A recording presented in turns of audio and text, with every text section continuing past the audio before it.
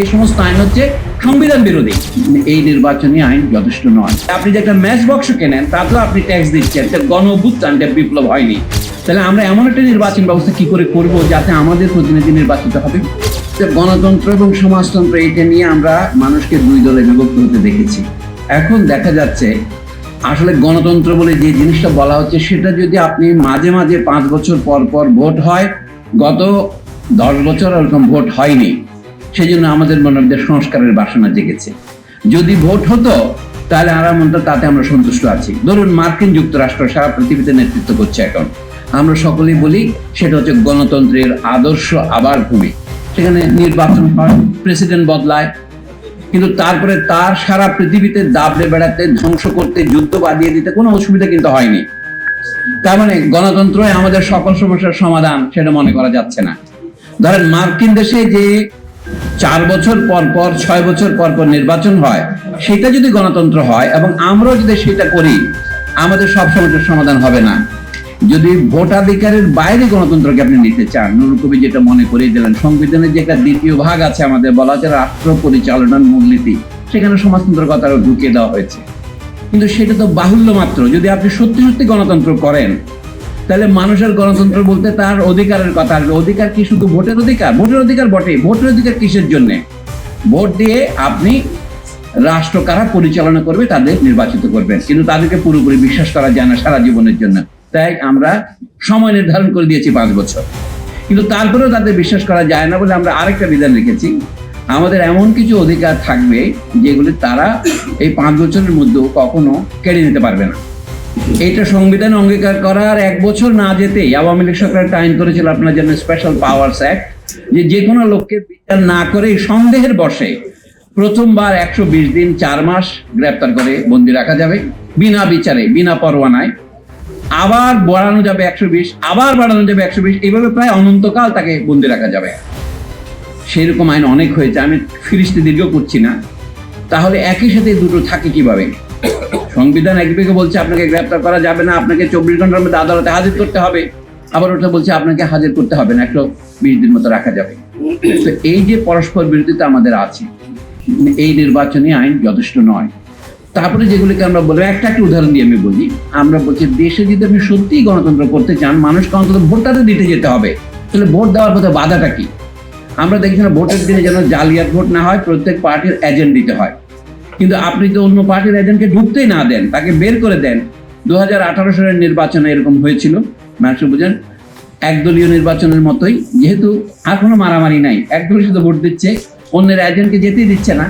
তো এইটার একটা চূড়ান্ত প্রহসন 2024 পর্যন্ত আমরা দেখেছি, 14, 18, 24, তাতে মানুষের নীতির সীমায় পৌঁছে। 1974 সালে ইথিওপিয়াতে একটা পরিবর্তন হয়েছিল, হাইলে সেলাসি 1000 বছরের রাজতন্ত্রকে সেখানকার সেনাবাহিনী উৎখাত করে এবং সেটা জনপ্রিয় হয়, সেই দশক দুর্ভিক্ষে হয়।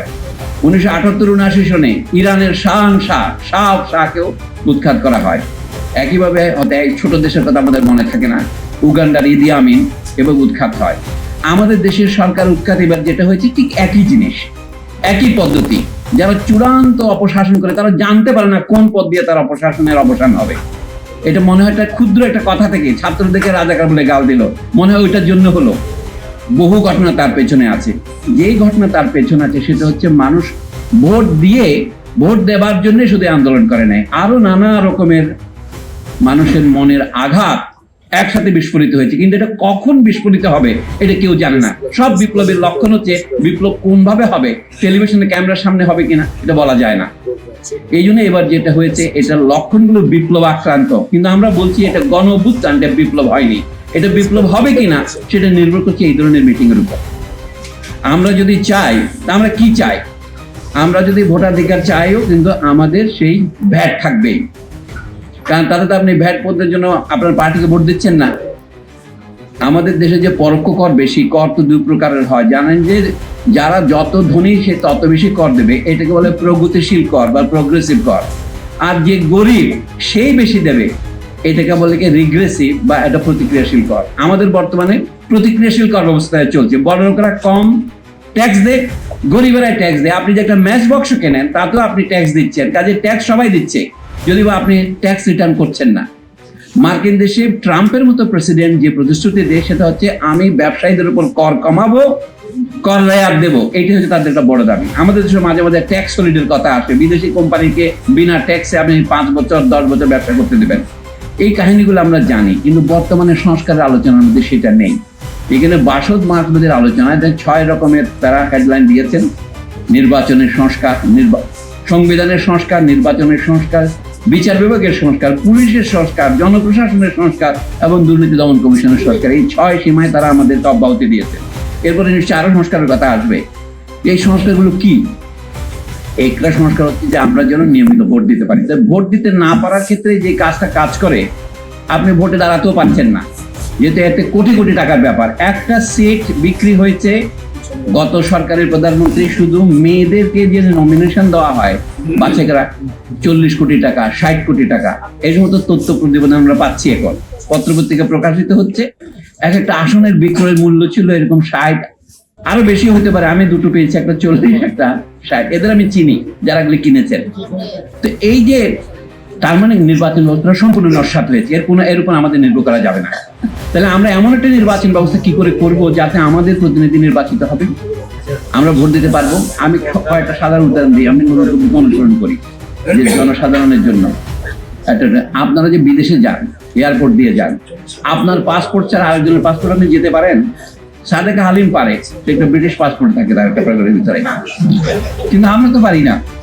আমাকে টিপ দিয়ে যেতে হয় অথবা দেখাতে হয়, আমাকে ইমিগ্রেশন চেক করতে হয়। তো ভোটের সময় কেন আপনি একটা কালি লাগাইয়ে দেন যেটা আবার মুছে ফেলা যায়? কোনো মানুষ যদি তার ব্যাংকের টাকা সে ছাড়া আর কাউ তুলতে না পারে, দু একটা দুর্নীতি সব জায়গাতেই হয়, কিন্তু শতকরা 99 জন লোক তো নিজের টাকা নিজে তুলতে পারে যদি ব্যাংক কলাপস না করে। তাহলে ভোট কেন সে দিতে পারবে না? আপনার ভোট তো আপনার ব্যাংক অ্যাকাউন্টের চেয়ে পবিত্রতর জিনিস।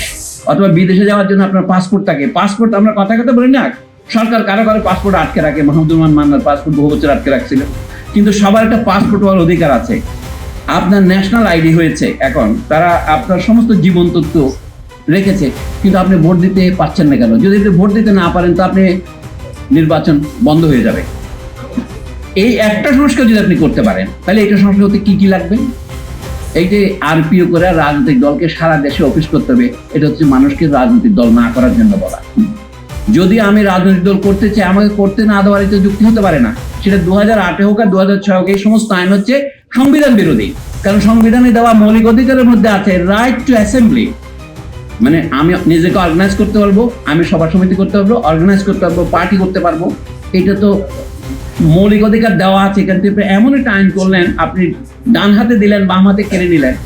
যে আইন সরাসরি সংবিধান বিরোধী, সেই আইন তো আপনি বাতিল হবে। শুধু একটা ডিক্লারেশন করলেও হয়, কিন্তু আমাদের জুডিশিয়ারি সেটা করছে না।